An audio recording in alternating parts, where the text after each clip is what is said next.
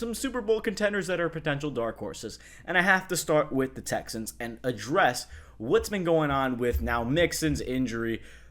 Here's the thing.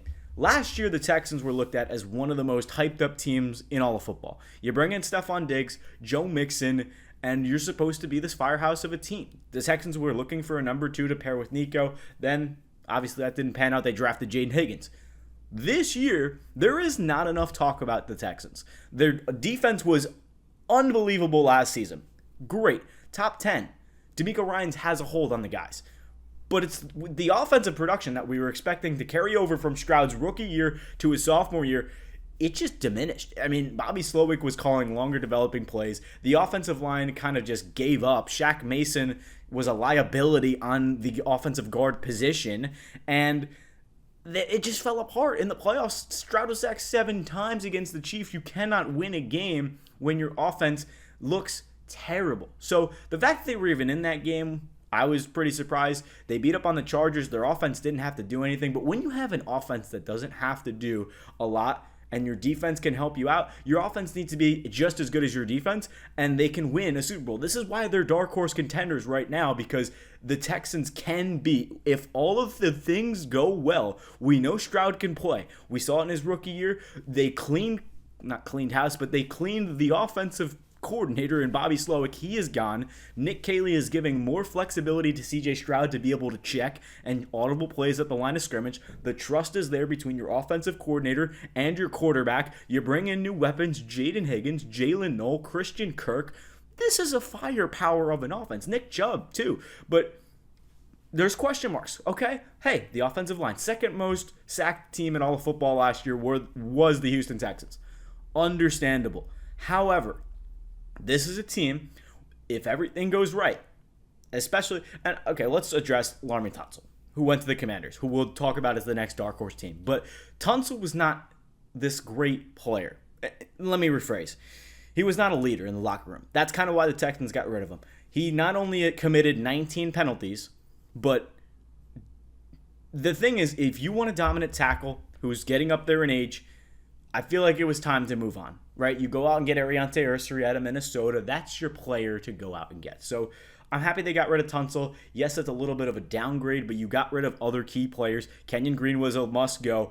Shaq Mason was a must-go. Now you have left tackle is Cam Robinson, Laken Tomlinson. Center is Jarrett Patterson. Right guard is Titus Howard. And then your tackle is Blake Fisher, second year out of Notre Dame. But I really do think the Texans have a chance. If the defense can play up the standard like it did last year, the offense can take a step forward. Everything's going to matter on how the offense plays this season. And I think it's going to be a major factor with Stroud as a major MVP candidate if this is a Super Bowl contending team. On to number 2, the Washington Commanders.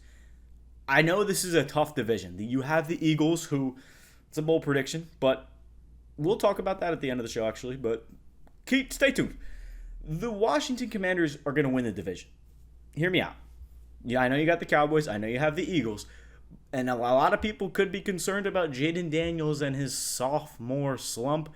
This team is only going to get better, in my opinion. Last year, Terry McLaurin, the only real struggles with that offense was finding a number 2 option. You figure that out. You go out and get Deebo Samuel, who everyone's, he's overweight. He's still Deebo Samuel. He's still a guy who's yards after catch, who had to do everything for the San Francisco 49ers, play running back, play receiver, and he's a yards after catch guy, not a number 1 guy. He can be, proved it on the Niners, but he's a better number 2. And to be next to Terry McLaurin, hopefully he plays. That is a dynamic duo ready to just go fire. So you have Zach Ertz there as well, Brian Robinson, Austin Eckler, and then you picked up 2 big pieces, Laremy Tunsil, a big addition, as well as you drafted Josh Connerly out of Oregon. So you have a good offensive line now. That wasn't to say that the Commanders' O-line wasn't terrible last year, but you look at what the names are this season. Laremy Tunsil, Nick Algoretti, Tyler Biatz, I don't think I said that right, but Sam Cosmi and Josh Connerly. So Cosmi's out for a little while. He'll be fine. But realistically, I don't see a problem with that. Maybe interior guard is a little bit just meh, but this is a nice team. And honestly, Luke McCaffrey could develop into a slot role type of receiver. They have KJ Osborne. There's some depth there at receiver. Noah Brown is also still there. And the defense, there are some concerns, but they did go out and get Von Miller, somebody who can add a defensive presence and a little bit of veteran leadership, who's been a part of a couple Super Bowls. So I like this team a lot. Bobby Wagner's still there, Frankie Louvu. I'm a big fan of what the Commanders are building, especially with a second-year coach in Dan Quinn, who has Super Bowl experience. I don't have any doubt in this team to go back to the playoffs and potentially be in the running for a Super Bowl. There's no sophomore slump incoming. I think Jayden Daniels had a better chance to win the Super Bowl than playing like CJ Stroud did last season. That's just 100%. And another thing, unless you have a meltdown on offense with Cliff Kingsbury, who's a better offensive coordinator than he is a head coach, this team is going in all the right directions. There would really have to be a significant injury, or, I knocked on the wood for the Commanders fans, but realistically, I don't see any problems. I mean, you can really argue, the only thing you can argue is skeptical, am I even saying that right? Skepticism, or just being skeptical on injury. That's it. That's the only thing you can argue. I don't think Jayden Daniels, as great as a rookie quarterback as he is, he's not going to have a sophomore slump. CJ Stroud, the biggest thing that he couldn't do was scramble and make plays on the throw. He was a pocket passing quarterback. That's not to say that Stroud can't run, but Jayden Daniels' ability to move around in the pocket and extend the play, that was what made him so great in his rookie season. He's not going to shy away from that. So you got to love Jayden Daniels. Hustle, respect. The run game's there. The receiving game is going to be even better with Deebo Samuel. Do not sleep on the Commanders. Just got to improve that defense a little bit. If you can outscore teams like you did in the Lions game, I think the Eagles, if you have that rematch, it's going to be a great game.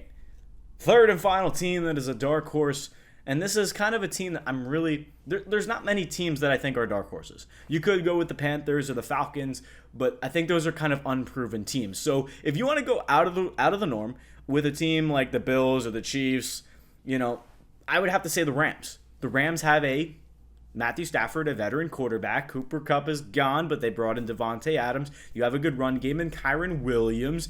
I mean, this is still kind of the same team it was last season. It just kind of fell a little bit flat. They made the playoffs, so you love what you have from the LA Rams.